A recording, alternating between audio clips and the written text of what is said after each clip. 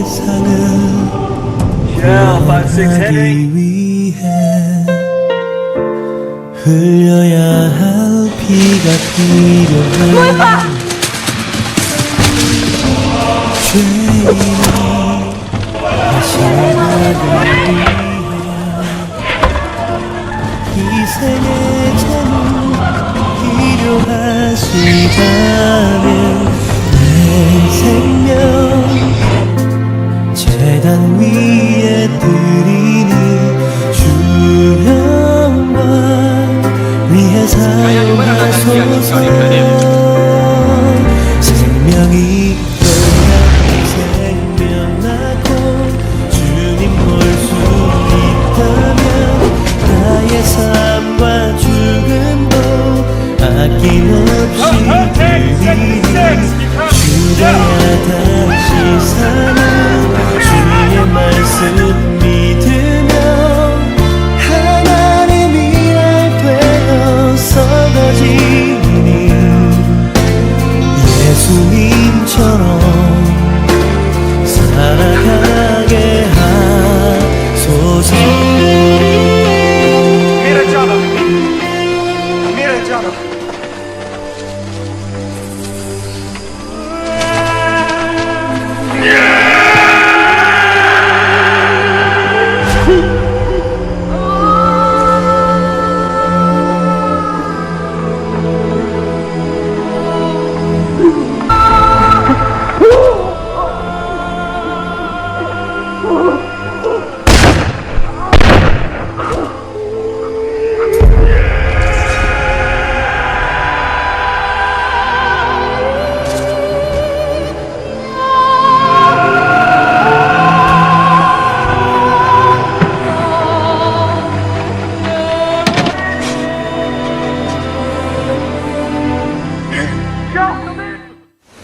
Mr. Rob Johnny attacked?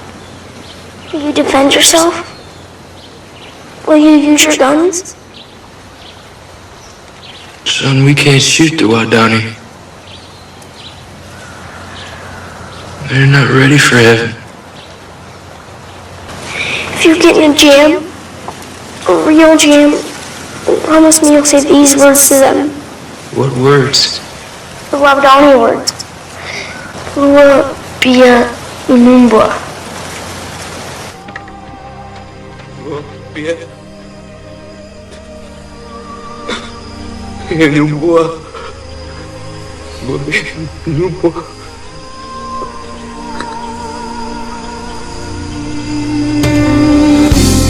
길 잃어 지친 양을 찾아 마음 상해 이리저리 헤매기 한 영혼 찾아 아파하는 예수님 마음 내게 주옵소서. 십자가 온 세상 위한 그 희생 눈물로 그 길 가게 하소서. 생명이 떠나는 생명 낳고 주님 볼 수 있다면 나의 삶과 죽음도 아낌없이 드리니 죽어야 다시 사는 주의 말씀 믿으며 하나님이 날 빼어 썩어지니 예수님처럼 살아가게 하소서.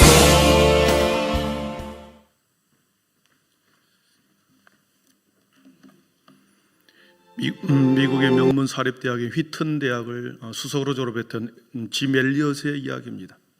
싫어하죠. 짐 엘리엇과 함께 5명의 친구들이 에콰도르라고 하는 곳에 가장 오지 아우카족이라고 하는 아우카족이라고 하는 그 부족을 전도하기 위해서 거기에 밀림 속으로 들어갑니다. 아우카족이라고 하는 그 뜻은 야만이라는 뜻입니다. 그 당시에 이 아우카족을 접촉했던 백인들은 모두 다 죽임을 당했고 한 명도 살아남지 않는 매우 사나운 부족이었습니다. 이곳의 친구 엘리엇과 그 친구들은 영혼 구원이라고 하는 유일한 한 가지 목적으로 그것을 향하여 선교를 떠나죠. 경비행기를 타고 아우카족이 살고 있는 정글 속으로 들어가 그들에게 성경책과 선물을 나누어 줍니다. 그리고 그 마을 속으로 들어갔을 때 더 이상 소식이 끊겨 버렸습니다. 가족들은 그들을 위하여 기도합니다. 청년 선교사들의 실종 선고는 미 전역에 퍼져나갔습니다. 그래서 대대적인 수색 작업이 벌어지면서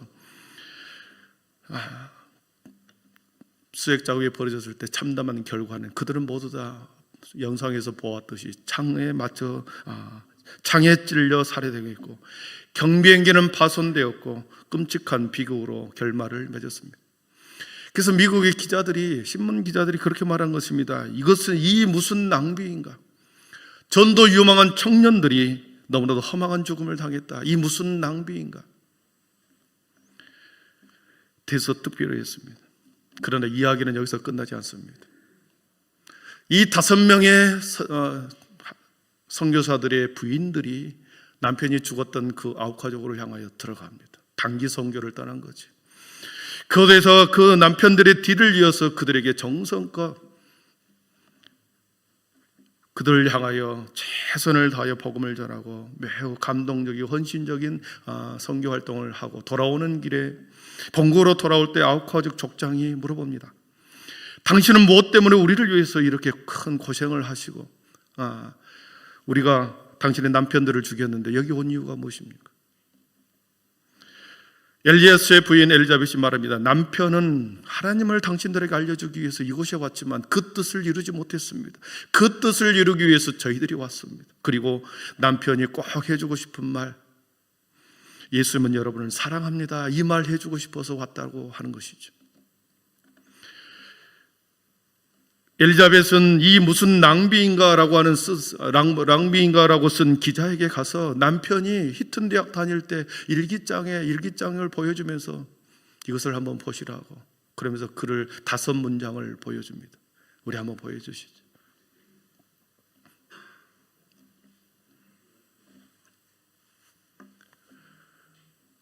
영원한 것을 위해서 영원하지 못한 것을 버리는 사람을 어리석다고 하지 말아라. 영원한 것을 위해서 영원하지 못한 것을 버리는 사람은 어리석다고 말하지 말라. 이 쓸모없는 나뭇개비에 불을 붙여 주옵소서. 제 삶을 주의 영광을 위해 태워 주옵소서. 저는 오래 살기를 원치 않습니다. 오직 주님만을 위해 풍성한 삶을 살게 하여 주십시오. 이렇게 대학교 다닐 때 하나님의 선교의 꿈을 꾸고 이렇게 기록을 했던 거죠. 짐 엘리엇과 5명의 친구들이 죽은 그곳에서 놀라운 일이 벌어졌습니다. 거기에 아우카족들이 야만인들이 개종하기 시작합니다. 그리고 목사가 4명이 나오고 선교사가 1명이 나왔습니다. 그리고 아우카족이 전체가 복음으로 화해되었습니다. 한 사람의 5명의 헌신과 열정 그리고 사랑과 용서가 그 기적을 낳았습니다. 이 5명에게 세례를 준 사람이 누구인가? 5명 중에 1명으로 죽었던 네이트 세인트라고 하는 그 아들 스티븐 세인트라고 하는 사람이 자기 아버지를 대신하여 그곳에 가서 세례를 주어서 목사 한 수를 주었습니다. 이것이 무슨 이것이 낭비가 아닌가? 이들의 죽음을 이것은 낭비가 아닌가라고 말했던 수많은 사람들이 이것은 낭비가 아니고 거룩한 낭비다. 한 여인이 예수님을 향하여 옥합을 깨트려서 부었을 때 옆에 있던 제자들도 가룟 유다도 그 비싼 것을 허비했냐, 왜 허비하느냐 말했을 때 그것은 허비가 아니고 낭비가 아니고 거룩한 낭비다. 스티브 세인트라고 하는 이 선교사 그 아들이 가서 창끝이라는 책을 쓰고 그의 길을 따라서라고 하는 책을 계속해서 내면서 이 이야기가 세상 밖에 알려졌습니다. 전도 유망한 젊은 청년들이 예수님의 복음 때문에 창끝에 맞아 그들의 젊은 삶을 비참한 최후로 맞이했습니다. 그러나 그들의 죽음이 그들의 비참함으로 끝나는 것이 아니라 한 부족 전체를 에콰도르의 모든 부족들을 복음화시키는 선교의 피였고 그들의 피는 결코 낭비가 아닌 거룩한 낭비였습니다. 사랑하는 성도 여러분, 우리 주님께서도 십자가에 달리시면서 마지막 죽기 직전에 뭐라고 말씀하십니까? 다 이루었다. 다 이루었다 말씀하시면서 마지막 힘을 내어 그 소리를 외치고 난 후에 그것을 지켜본 로마 병사의 손에 창이 하나 들려 있었습니다. 마지막 예수님의 목숨에 숨통을 끊는 것은 그 로마 병사가 예수님의 옆구리를 찌르는 창끝이었습니다. 그 긴 창이 예수님의 옆구리를 관통하자 예수님에게서는 마지막 모든 물과 피를 다 쏟으셨습니다. 이미 주님이 흘려야 할 눈물은 자신을 향하여 소리지른 무지한 자들을 위하여 그 예수님의 눈물은 다 흘렸습니다. 그리고 마지막 그가 주고자 하는 것은 창끝으로 흘러나오는 물과 피는 주님이 마지막 온 인류를 향하여 주시는 마지막 전부였습니다. 예수님이 온 인류를 향하여 마지막 주신 그 물과 피는 성부 하나님의 사랑의 눈물이었고 아버지의 눈물이었습니다. 로마 병사에 들려진 창, 그리고 지멜리엇과 5명의 선교사를 향하여 겨누었던 그 창끝은 그 창끝을 피하는 것이 아니라 오히려 그것을 받아들였을 때 그 창은 죽음의 창이 아니라 마침내 복음을 위한 거룩한 화해의 창끝이 되었습니다. 사랑하는 성도 여러분, 예수님의 이 창끝은 하나님과 우리 모든 인류를 향한 화해의 창끝이었습니다. 주님이 당하셨던 그 창끝으로 인한 죽음은 온 인류를 살리시기 위한 하나님의 화해의 창끝이었습니다.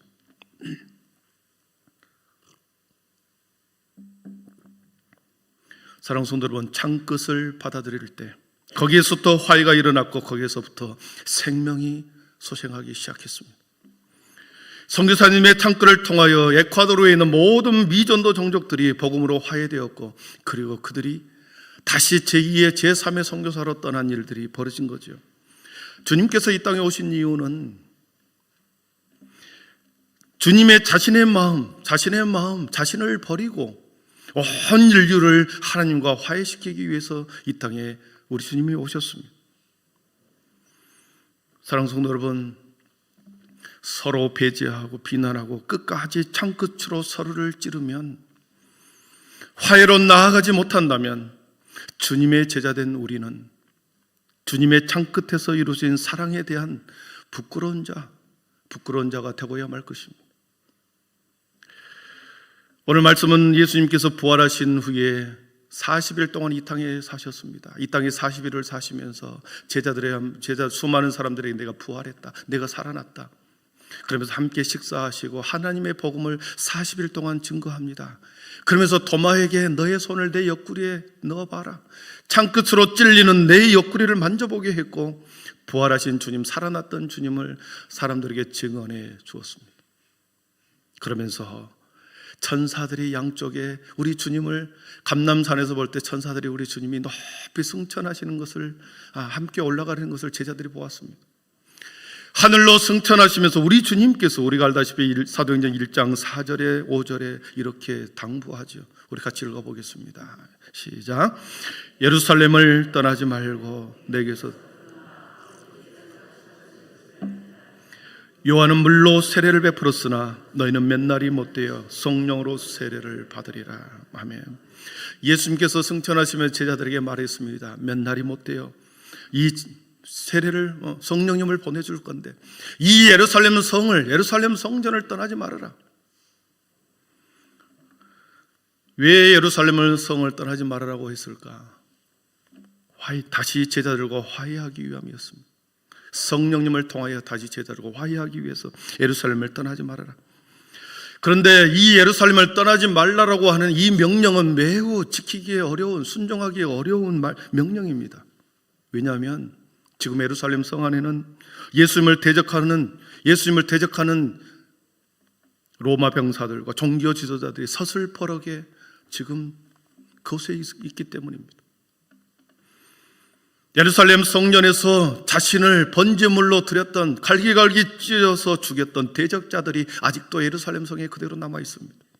예수를 추종하는 사람이 있다고 한다면 그들을 발본 세곤하여 그들도 똑같이 잡아서 예수처럼 사형에 처하려고 혈기등등한 대적자들이 예루살렘 성에 그렇게 두 눈을 부릅뜨고 기다리고 있기 때문이죠. 그런데 우리 주님께서는 예루살렘에 머무러라, 떠나지 말고 기다려라. 자신의 생명을 감수하고 무릅쓰고 거기서 있지 않으면 이 명령을 수행할 수가 없는 거죠. 우리 주님은 다른 곳에서 화해를 이루는 것이 아니라 내가 죽었던 성전에서, 내가 고난당했던 이 예루살렘 성 안에서 내가 화해하리라. 성전의 주인이요 평화의 왕으로 오신 우리 주님께서 자신의 제자들을 용서하고 용납하고 받아주고 다시 화해하고, 그리고 자기를 죽기까지 자기를 죽음으로 내어놓았던 수많은 병사들과 유대인들을 향하여 그곳에서 자신이 죽었던 그 장소에서 화해하기 위해서 주님이 그곳에 머무르라고 하신 것이었습니다. 머물러라고 하는 이 명령에 순종한다고 하면 우리 제자들은 두 번 배신하지 않겠죠. 머물러서 만약에 그것을 떠난다고 한다면 이 앞전에 배신했고 이번에 또 배신한, 두 번의 배신을 한 게 되겠죠. 그러나 가룟 유다를 제외한 11명의 제자들과 120명과 그리고 그를 따른 여인들과 예수님의 어머니 그리고 육신의 동생들이 함께 머무르기 시작합니다. 그리고 기다립니다. 무엇을 기다립니까? 우리 14절 같이 읽어보겠습니다. 함께 기다리는 모습을 보겠습니다. 같이 읽어봅니다. 여자들과 예수의 어머니와 예수의 아우들과 더불어 마음을 같이하여 오로지 기도에 힘쓰더라. 아멘. 머물러라고 하는 그곳에 누가 머무르느냐? 여자들과 예수의 어머니 마리아와 예수의 아우들과 그리고 더불어 마음을 같이하여 120명의 성도들이 함께 거기서 기도하며 머무릅니다. 더불어 마음을 같이하여, 더불어 마음을 같이하여. 화해의 첫 번째 조건입니다. 우리가 지난번에는 주님을 배신했지만, 주님을 배신하고 다 떠나고 우리 주님이 십자가에 달리셨을 때 어느 누구도 변호하지 못하고 우리가 다 뿔뿔이 흩어졌지만, 이제 더불어 한마음이 되어 배신하지 말자. 진정한 화해의 모습은 함께 더불어 마음을 같이 하는 것이었습니다. 진심으로 그들은 하는 주님과 화해하기 위해서 주님의 명령에 순종하며 거기에 머무르고 있었던 거죠. 그들이 기다리는 것은 성령님이었습니다. 여러분, 성령님, 푸뉴마, 거룩한 영, 푸뉴마라고 하는 이 말은 생명이라고 하는 뜻입니다. 거룩한 영입니다. 보혜사라고 하는 이 뜻이 있습니다. 신자들을 보살피고 은혜를 베푸시는 분, 신자를 강하게 하고 진리 가운데 인도하시는 분을 보혜사 성령님이라고 합니다. 보혜사 성령님은 중보자가 되시며 상담자가 되시고 우리를 가르치는 교사가 되지만 화해자를 성령님이라고 합니다. 그들이 기다리는 것은 화해자 성령님이었습니다. 그들이 간절히 그냥 기다린 것이 아니었습니다. 기다리면서 어떻게 기다리고 있는가? 오로지 기도에 힘쓰면서 성령님을, 화해자 성령님을 기다리고 있었던 거죠. 마음을 같이하여 기다리면서 오로지 기도에 힘쓰더라. 전심으로, 오로지 전심으로 전 마음을 다하여 기도했다라고 하는 이 표현, 프로스카테리오라고 하는 이 단어는 자신을 붙들어 맨다라고 하는 뜻이 있습니다. 자신을 기도에 붙들어 맨다. 기도에 자신을 붙들어 매는 것입니다. 아무것도 하지 않고 10일 동안 온종일 화해자 성령님을 기다리면서 자신을 기도로 모든 사람들과 하나 되어 붙들어서 기도하고 있는 거죠. 자신을 붙들어 맨다라고 하는 이 뜻은 예전에도 한번 설명한 적이 있습니다. 짐승의 뼈, 짐승의 가죽, 그리고 짐승의 내장을 푹 고우면 엑기스가 나옵니다. 그것이 악요풀이라고 합니다. 짐승의 뼈로 만든 풀, 악요풀. 이 악요풀은 어떤 물체를 서로 붙이는 데 사용하는 거죠. 마치 본드와 같이, 강력한 본드와 같은 풀이 악요풀입니다. 이 악요풀로 물건을 서로 붙이듯이 프로스카테리온이라고 하는 이 단어는 나를 기도로 하나님 앞에 전적으로 떨어지지 않도록 붙이는 것입니다. 전심으로 하나님과 하나 되기 위해서 딱 달라붙어 있는 것. 그랬을 때 주님께서는 마침내 사도행전 2장의 성령을, 화해자 성령을 보내주십니다.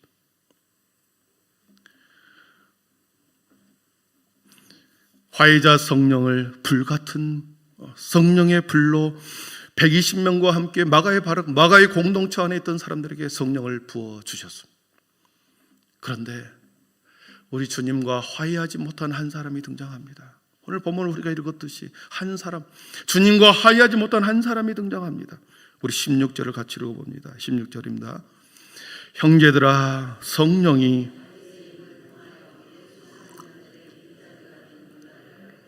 미리 말씀하신 성경이 응하였으니 마땅하도다. 아멘. 제가 파란색 글씨로 써놨습니다. 예수 잡는 자들의 앞잡이, 길잡이가 된 유다를 가리켜, 예수 잡는 자들의 길잡이, 예수님을 잡기 위해서 모여드는 사람들에게 길잡이가 되어졌다. 여러분, 길잡이가 뭐 하는 것입니까? 앞장서 나가서 나아갈 방향을 제시하고 어떤 목적을 실현하도록 앞에서 이끌어간 사람이 길잡이지요. 예수 잡는 자들의 길잡이가 된 유다 한 사람. 종교 지도자들의 사내 공연 안에도, 사내들인 공연 안에도 포함되지도 못하고, 11명의 제자 공동체, 마가 공동체 속에도 포함되지도 못하고, 그 사이에 가룟 유다는 기회를 엿보고 기회주의자처럼 양쪽을 오가면서 예수님을 팔기 위해 길잡이가 되어버린 가룟 유다. 마지막 그는 예수님과 화해하지 못했습니다.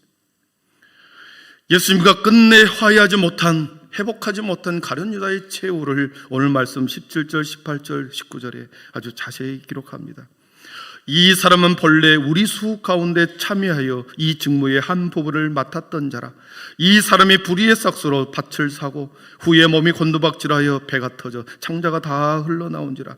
이 일이 예루살렘에 사는 모든 사람에게 알려져 그들의 말로는 그 밭을 아겔다마라 하니 이는 비바지라는 뜻이라. 아무도 모르게 가룟 유다는 양쪽을 오가면서 돈 때문에 기회주의자처럼 음모를 꾸몄던 가룟 유다, 아무도 자신의 행실을 모를 거라고 생각했는데 오늘 보니까 모두 다 알려져 버렸습니다. 모든 사람에게 알려져 버렸습니다. 사랑하는 성도 여러분, 후회와 회개의 차이점이 뭡니까? 후회와 회개의 차이점.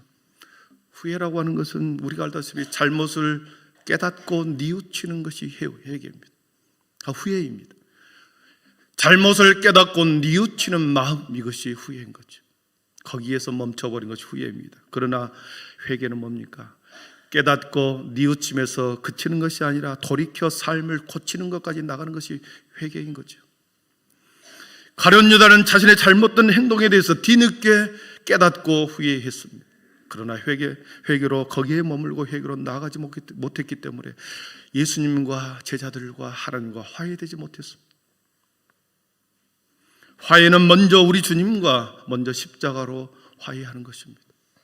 그런 후에 그 십자가의 사랑과 회복을 가지고 우리 형제 자매 이웃들에게, 우리 이웃 형제 자매들에게 화해하는 것이죠. 이 화해는 우리가 성령님을 우리 안에 온전히 모실 때만이, 이 화해는 화해자 성령님이 우리를 감동으로 화해시켜 주시는 것입니다. 여러분, 누가 화해하신 줄 아십니까? 누가 화해할까요? 믿음이 강한 자가 화해를 합니다. 신앙이 성숙한 자가 화해를 합니다. 믿음이 깊이가 있는 사람이 화해를 합니다.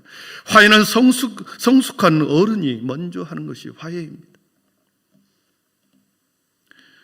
성령의 공동체는 여기저기에서 서로 화해의 일들이 일어납니다. 더불어 한 마음으로 오로지 기도하는 자들이 모여있기 때문에 성령의 공동체는 여기저기에서 계속해서 화해가 일어나죠.